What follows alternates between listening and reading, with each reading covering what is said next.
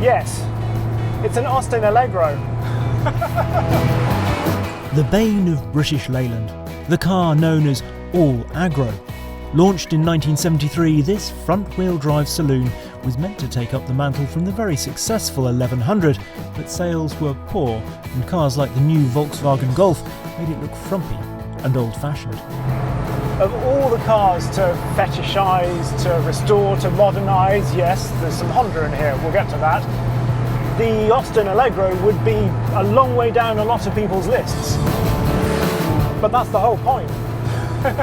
That's what makes this just so brilliant. So just who exactly would take on a project like this? I'm Callum, and this is Retropower. He likes his James Bond gadgets. Okay. I've just seen what was under the bonnet. Gordon Murray literally just rang us up and said, I hear you work with cars. It's a crazy roller coaster ride we've embarked upon here, but it's certainly been a fun one.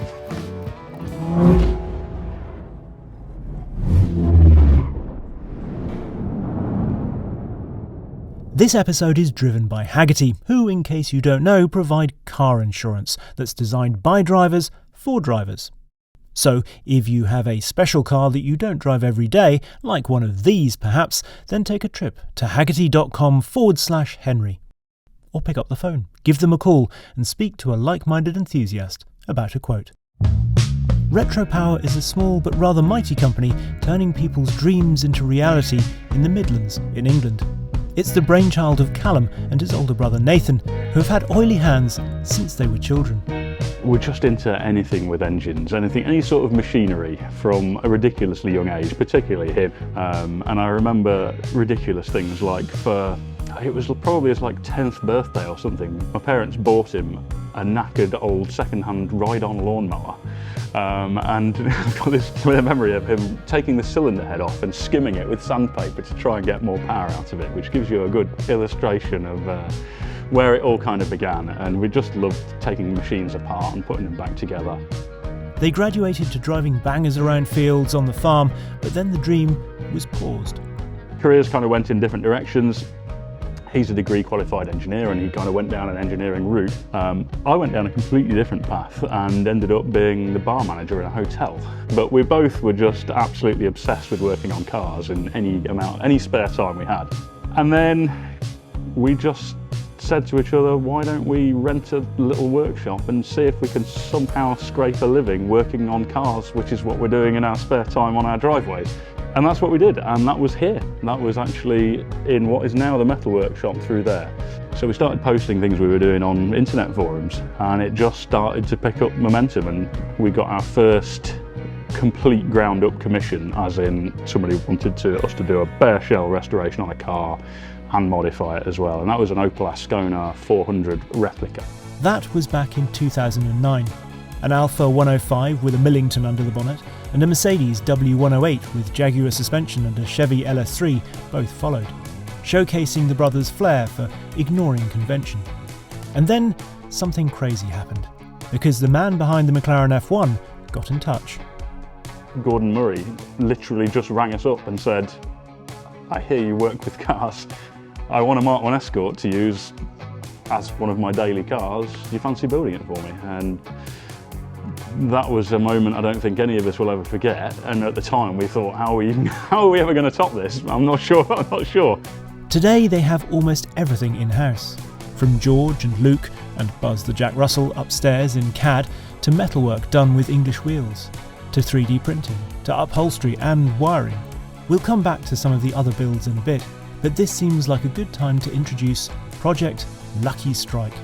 The name perhaps a reference to the industrial action that the British Leyland workforce was known for in the 70s, and the Integra Type R underpinnings perhaps a nod to BL's collaboration with Honda just after the Allegro was discontinued.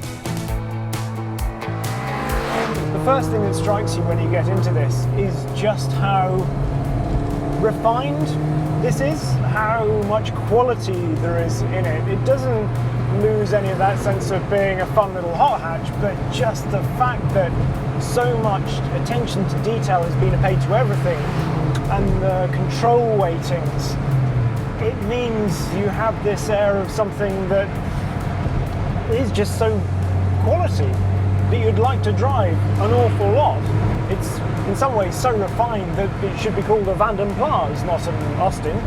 The Vanden Plas 1500, in case you're not aware, was a luxury model of the Allegro that used the old British coach builder's name rather as Mercedes does Maybach today.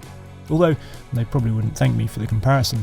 I love that somebody has taken the time to pay attention to a car like this, to elevate it to something whereby it would easily rub shoulders with more conventional cars that are revered, other things that are being resto-modded, which I suppose you sort of think, well, it's got to be something worthy of it. Nobody would say the Allegro was, but it turns out it absolutely is, and isn't that just fantastic? The original design was by Harris Mann, and this is not his original design, despite the arches and everything. He designed something rather sleeker, but there was sort of mission creep to the point where when Spen King saw it, Spen King was a sort of doyen of design. He designed the Rover SD1 and the original Range Rover. He said he had to kind of avert his gaze. He saw the original clay model and had to look away, or at least wanted to. He described it as being like a caricature of Henry VIII with all sort of small eyes and this big bloated head. Not very kind. He didn't like it. But what once was an ugly duckling, well, now it looks brilliant even in a traditional 70s colour. This is what British Leyland very optimistically titled Harvest Gold. Harvest Gold. Harvest Gold. Wow. Yes. Yes, that is. That's some licence there, right there, isn't it? That really I could call it many other things, but most of them probably not suitable to repeat on camera. Underneath this is a certain amount of Honda Integra Type R. How much of this is Honda Integra Type R? How much of this is original Allegro, and how much of this is Retropower? I suppose is this sort of. So the concept was to take something that was originally certainly perceived as being a pretty rubbish car, and the client we're building this for was well aware of that. People often ask, well, why are you doing this to such a terrible car? Well, that's the whole point of it, is that it started as a terrible car. Can we make it something good? If you know Allegro history, nobody boasts about knowing Allegro history, but towards the end they did Richard Porter might, this is very true, actually. Yes, Richard. The equipped model they did at the end had kind of racing stripes, and it had a bigger engine at that point, and so there was a little bit of hot hatch pretense about it, but they never really achieved it because it didn't handle very well and was short of the mark in almost every way. But we thought, well, what if we make a front-wheel drive hot hatch that actually is engaging to drive out of an Allegro?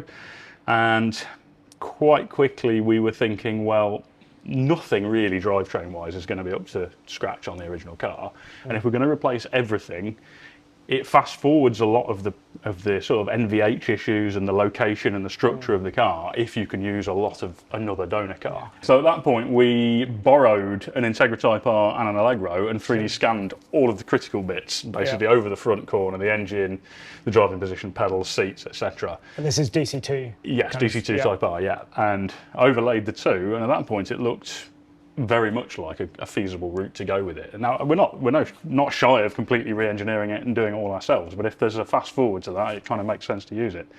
And it looked like a goer, so we bit the bullet and bought a DC2 Type R, bought an Allegro, and then we were able to strip them, and we 3D scanned both complete bare shells and overlaid the shells in the CAD. So at that point we could literally see where everything lined up, which bits of which shell we were likely to use, and cut them in a way where we would have to fabricate a minimal amount to build the structure between the two. Yeah. And it worked remarkably well. We joked at the time that it's almost as if some engineer at Honda was like, oh, wouldn't it be great if we designed this so you could put an Allegro body over it? It just fits perfectly. The engine even fits perfectly under the bonnet.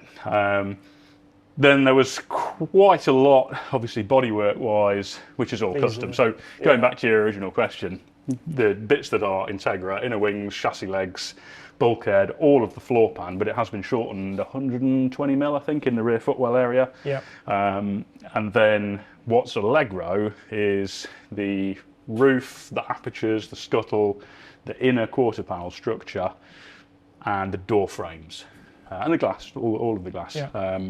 And then we essentially then set about fully 3D modelling the car in CAD. So we had already our scans of the shells. So then we elaborated on that and started to build the wide body look that we wanted in CAD, until we had a complete model of this that we could show to the customer and see if they liked it. We could rotate it and see that we were happy with the look of it, because we wanted it to look right, like it was almost always meant to look like this. So Honda and Allegro, a match made in heaven that will almost certainly irritate two sets of purists. It's funny as well, because you might think that this could be like one of those Tamiya models where you have the underpinnings and then you have the shell on top, but this really doesn't feel just like a DC2. It has its own character in the corners. Much smaller, kind of, you've still got the limb slip diff, you've still got the drivetrain, but it's obviously a much shorter wheelbase, and therefore that gives it a totally different feel in the corners. Even though this is obviously wider, much wider with those arches, because the glass house is still the same, it still feels like the same small Allegro. I mean, it was a medium-sized family car back in the 70s, perhaps not in a two-door version, but kind of, you get my point. This feels tiny. I mean, it still feels like the sort of 5 foot wide, 12 foot long car that it's based on. Absolutely perfect for nipping through the lanes. Thankfully, the front seats hold you well, which is no surprise really, because they're by Recaro. The rear seats, however, are original Allegro and retain their split fold function, a retro modern theme to the chair combo that is repeated throughout the interior. There is a wonderfully Allegro 70s certainly colour palette in here, with all this fantastic chocolate brown and then these Harris tweed inserts in here. It should be sort of, I don't know, Allegro check or something like that, shouldn't it, with its mustard yellow and sky blue. But it's the details in here that it's so clever, the way it makes it still feel somehow 70s, but also updated and very special really. You've got all the lovely sort of billet aluminium bits in here which are designed specifically for this car. The little screen down here that's been integrated, a little Motec screen with its bar charts, but also then if it's engine off and handbrake on, then you can go through lots of other more specific screens by using the indicator stalk, which I really like. Heat controls there from Honda, so again you've got that blend of Austin and Honda, obviously with the fabulous gear stick here as well. And then the steering wheel. The design originally really came about because of the seats. So the original seats in the Allegro were rather plump items which kind of restricted legroom, and so they came up with this idea for the Cortex steering wheel. The idea was that they said people wanted a small steering wheel, but they still needed to see the dials through it. So straight edges, rounded corners, the Cortex steering wheel was born. The press said it was a gimmick, idiotic even. Today it just feels bang on trend really. I mean, very recently I drove the McLaren W1, and that has an extremely similar shaped wheel. Of course, because this is a rather pointier, more agile Allegro, you can largely keep your hands at 2:45. There isn't any need to feed the wheel. And talking of that, a lot of Allegros were actually sold to the police force, but they all got rid of the Cortex steering wheels because it didn't fit their driving style apparently. Bit of an embarrassment. It really signalled the death for the Cortex wheel, and actually this didn't last very long. It wasn't in all Allegros, which some people think. It only lasted, well, less than 2 years. Talking of the police, I bet they would have liked this car's drivetrain for when they were in hot pursuit. Everybody said, particularly before this was here, why does the engine look so far forward? And it's actually just because the Allegro has so little overhang. Yeah. Because it's all Integra, the inner wing structure, the gearbox, the engine, the front subframe, the struts, everything, that engine position is exactly the same versus the front axle line as it is in a DC2 Type R. So it's just DC2 has much more. There's just not much in front of it. So, yeah, exactly that. So is it that. difficult when packaging everything you wanted into a smaller space. Yeah, and that was one of the areas that was a bit more challenging. I mean, obviously, it wasn't a straightforward build, but this area was one of the particular challenge areas because we needed to get a radiator in there, we wanted aircon, so it needed to have a condenser in there. We needed fans for both of those things. There's the exhaust manifold, and it all ended up fighting for space. So we've got the fans really as far forward as they can go without eating into the grille here. Yeah. And then rather than having the condenser in front of the radiator, which would be quite common, they're side by side. So over this side is the condenser, this side is the radiator, and they have a separate fan for each. And then we did some custom heat shielding on the exhaust and ceramic coated the manifold as well, just to try and keep as much heat away from there as possible. And it worked really well. The only thing really ancillary wise that we had to change was there's normally the power steering pump, which kind of mounts up here on a belt drive. Yeah. And there was no way we were getting that in there. So we've got an electro-hydraulic pump down there, that's the reservoir for it there. So it's still running the Integra DC2 rack, but we've got an electric pump doing the hydraulic pressurization rather than a belt-driven pump. The suspension is nicely judged right out of the box. Callum is contemplating going a touch softer on the springs for more bumpy B-road compliance, but the nitron dampers still round off the edges beautifully, and there is a fun, terrier-like busyness to its demeanour.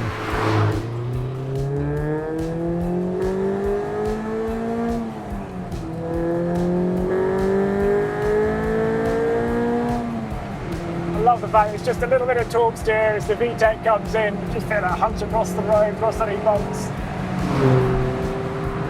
Finally, an Allegro that lives up to its name. Lively, quick. It's not too noisy either. That refinement, that Van der Plaats refinement, I suppose, that means you think, yeah, I could use this. This isn't just a toy. It's not just, I suppose, a whim, a flight of fancy, something to kind of park in the corner of a garage and go, yeah, do you remember that time that we turned an Austin Allegro into a proper hot hatch? This is something you'd want to use. It's that attention to detail, that mixture of kind of, yes, luxury because somebody spent so much time and care and effort on it, but also simplicity. It hasn't become something that feels so far from an Allegro that it's pointless having converted an Allegro. It makes you think, because if an Allegro can be made cool and desirable, then what else could be so elevated? A trendy Trabant? An attractive Aztec? Who knows what's possible? Most of Retropower's cars start with more promising foundations though. There is everything in the workshop, from a pretty but more conventionally restored Fiat Dino to an Aston Martin DBS with a totally new chassis designed around Corvette C7 components and a Chevy LT1 motor. This Mark II Jag has been cleverly converted to a two-door, with copper for all the bright work and a special finish to prevent it tarnishing. I think it ought to be christened Project Brasso. Or how about a Jensen? Yeah, this is probably another example of a customer who wants it to be quite subtle cosmetically. I've just seen what was under the bonnet. Yeah, but a little bit fruity under the skin, shall we say. Yeah. So this one again, he wanted it fairly true to original Jensen, just really nicely restored. But then everything under the skin is new. So it's independent rear suspension on it, completely revised double wishbone on the front, different brakes completely all round. As you can see, it's got a 392 Hemi in it, which is what you'd get in a relatively modern Dodge Charger. Yeah. And I think that engine makes a huge amount of sense in this car. There's a lot of people doing Chevy LS swaps, but of course this had a Mopar, a Chrysler engine originally, Mopar group. Seems more logical to keep it Mopar. Yeah. This subtle XJ Coupe, or Project Portofino as it's known, has got an interesting engine under the bonnet too, but the owner wants to keep you guessing about its origins.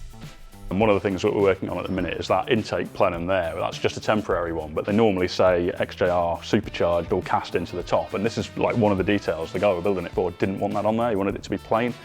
So we did this technique where we're grinding it off and then using what we call a needle descaler, which is normally for stripping rust. It's like lots of little needles in a gun, and if we sharpen the tips of them, we can use that to make it look cast again, so it was like it was never there. This one's growing on me the more I see it progress. Do people tend to come to you with Is it a love of the particular car, or do they sort of have like a use case in mind, or is it sort of, I've got this journey that I do a lot, or I kind of, every year I go on holiday and I want this car or something like that? Yeah, and actually, if there isn't that, I tend to push people down that conversation quite early. There's actually quite a good comparison here to houses and programs like Grand Designs and that sort of thing, and it's quite normal for people who have got to a certain level of wealth to not just want to buy an existing house, but they want to have one built for the way they live. And when you do that, you'll go and speak to an architect, and there'll be ideas from them and there'll be ideas from you, and you'll tell them how you intend to live in this house, what are your daily routines, what you're going to do with it, who's going to live in it, where is it. And you work together to come up with a specification, and then it gets built. And that's quite comparable to how we like to deal with car inquiries. It's because everybody's different. A great example though is Gordon. So Gordon Murray, he was like not surprisingly, the dream customer in terms of him having done all this himself as well, building cars. And he came to us he always writes on graph paper. So I think it was probably 2 A4 sheets of graph paper and just a handwritten specification. And I think a lot of people think that maybe he had designed every detail of that car and we just had to make it to his specification, which it wasn't that at all. It was literally just things like must have good ventilation, manual gearbox, decent brakes, instrumentation, to be discussed. Very, very broad stroke stuff like that. And it wasn't even going to be independent suspension originally, or he hadn't considered us doing that. That was actually a discussion that we had that was sparked from Nat's brain, because he knew that the roads around where Gordon live are quite rough and potholed and cambered and typical rural British roads. And independent suspension is great in that setting. And when you want to just use it as a car to get from A to B to get to work or whatever, which was his intention largely, independent works really well. If you're not planning on just hooning it everywhere and going sideways, independent probably makes more sense. And then there are the projects that are just out there. This is always, I would say, the hardest project to explain. The Saab. It's a Saab 900. That's an easier one. Yeah. And then underneath it's a Audi B7 S4 Quattro. But the engine's been changed, so they would have had a V8. Yeah, exactly. Which is great. Nice waffly kind of. So to explain a little bit. Okay. Customer came to us with a rendering by a guy named Ashthorpe, who you might be familiar with, and he'd done this rendering of a Saab 900. I think it was called the S9 concept. Really mad, race-inspired, wide-bodied Saab 900. And he said to me, "I like this. Could we build something like this, but toned down a little bit for the road?" So, yeah.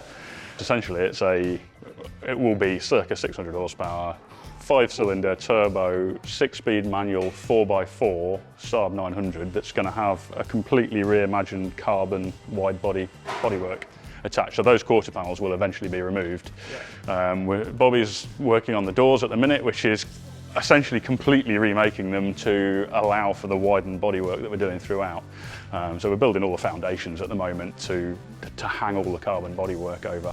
The beautiful BMW E9 next to the Saab at least keeps it all in the family, with E30 at the front for the steering, an E28 rear beam with E34 rear arms, and then an S54 from an E46 M3 under the bonnet, albeit with a Retropower tweak. I've seen this conversion done a few times, but we wanted to keep the weight distribution as it is in the E46. So we've got it, the front axle line is exactly where it is versus the engine as in an E46, whereas a lot of people bring the engine further forward so they don't have to modify the bulkhead. Obviously, we've modified the bulkhead a lot. I'm absolutely not going to want this car to be handed over. Exactly. That is the worst part, is when you get them just right. Just a few more test miles, something I'm not quite sure. Yeah. That is always a tough one for us, is that stage, the testing stage, because of course a lot of our customers are understandably expecting a pretty decent, reliable car straight out of the box because they're a lot of money. But of course car manufacturers pour like thousands of hours, millions of pounds in many cases into testing, and they still have problems. F1 teams still send their cars out and they break it when they have like multi-million-pound budgets. So there has to be a little bit of realism in terms of what point we take it to. You know, I try and get 500 miles on each car we do, and that tends to be where the bulk of the little snags occur. But because it's not even like sort of, you know, the companies that will build, say, 25 or something of a car where you can have a prototype at the start, but at least you kind of do all the kind of things. Yeah. You know, we're handing over the prototype as the car. That's it. I know, which is about as high pressure as it gets. As you walk round, it's not only the variety that's striking, but also the sheer quirkiness of the builds. And that's no coincidence. I'll have a tendency to point people in the direction of other companies. So if somebody comes to us and says, I want this Alpha 105, just like an Alphaholics car, I'll be like, well, why don't you just go to Alphaholics? Because they'll be way more efficient than we will. We can do it, but they're going to be more efficient than us. It's a great end result. And you have to just give credit where it exists. There's no point us taking on a build that somebody else has already refined. You know, it'd be like coming to us for a Porsche, which is probably why we've never done a Porsche 911 build, is that if you want a Singer, just go to Singer. There's no reason not to. So when you see an E-Type here, you know it's going to be a bit different. This is Project Geneva, originally known as Project Norman. No, it's not in training to be a McMurtry, but there will be some fun details. So this has got electric opening doors on it with Tesla latches on it, which we had to put in the quarter panels because there's not enough room in the doors for the windows to go down with those latches in there. And little actuators on the check strap. So basically you press a button, the doors open electrically, they come back in, they do the little soft close kind of electric latch on the door. It's got a reverse camera on the back, but we didn't want it to be visible, so we've engineered the number plate retainer to basically be able to flip up, but you can almost not see the mechanism because it just goes through these little tiny bronze bushed hinges into the boot with an actuator inside the boot. And so the camera's actually hidden behind the number plate, so when you put it in reverse, the plate flips up so you can see behind you, but when you're not in reverse, the camera's not an unsightly mess on the back of the car. And one other component destined for this car shows a bit more of the thought that goes on under the skin. This is one of the more complicated parts we've done recently. So this is actually a multifunctional unit. I was going to say, this is doing it's like one of those children's toys that sort of, you know. So it's not only the pedal box, so these are the pivots for the brake pedal in here. So it's the pedal box, it's the screen wash tank and the mount for the pump with a level sensor in it. It's the brake fluid reservoir, and it's the breather tank with feeds in and out, which feed down to the air filter box on it as well. These are two-piece caps so that we could have them tighten up, and then we have control over the angle of the top versus the thread so that we can make sure they all tighten with the bar exactly horizontal on each one. That sort of attention to detail in something designed from scratch for just one car is extraordinary. And it must also make it hard to know when a car is finished. And there has to be a line drawn, and everybody has to draw this line. There has to be a line drawn where you go, that is good enough. And saying that on camera feels bad, saying that that's good enough. But everybody has to make that choice, because it doesn't matter, all you're doing is refining more and more microscopic analysis of how good that part is. And F1 teams will have a line they have to draw where they say that's good enough, and OEMs have a line they draw where they have to say that's good enough, and so do we. And we have to test the car until I feel that customer's going to love that car. It goes out the door, and that's that. End of the process.